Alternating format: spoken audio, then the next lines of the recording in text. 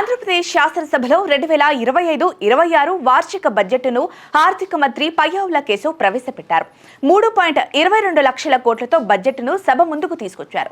కూటమి ప్రభుత్వం అధికారంలోకి వచ్చిన తర్వాత తొలిసారిగా పూర్తిస్థాయి బడ్జెట్ను ప్రవేశపెట్టారు.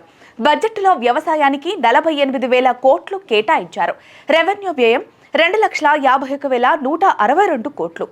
మూలధన వ్యయం అంచనా 40,635 కోట్లు. రెవెన్యూ లోటు రూపాయలు 33,185 కోట్లు.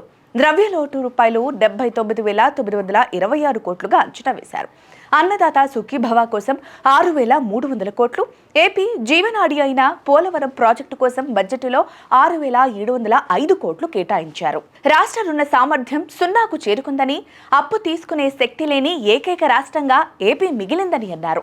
బడ్జెట్ ప్రసంగంలో నెగటివిటీ ఎందుకని, ఏడాది గడిచినా ఇంకా గత ప్రభుత్వం ప్రస్తావన ఎందుకని వైసీపీ ప్రశ్నించింది. సూపర్ 6 హామీలు నమ్మి ప్రజలు కూటమి పార్టీలకు ఓటేస్తే ఇప్పటి వరకు అందింది అర్ధ దీపమేనన్నారు.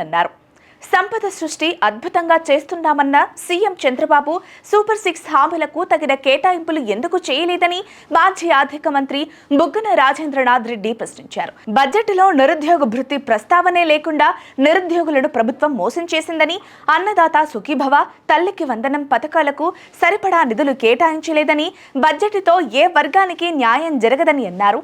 వైసీపీ ఎమ్మెల్సీ బొత్స సత్యనారాయణ బడ్జెట్లో సంక్షేమ అభివృద్ధికి సమ ప్రాధాన్యం ఇచ్చామని కూటమి ప్రభుత్వం చెబుతుంటే ఎన్నికల హామీలకు నిధులు కేటాయింపులు చేయకుండా ప్రజలను మోసం చేశారని వైసీపీ విమర్శలకు దిగింది.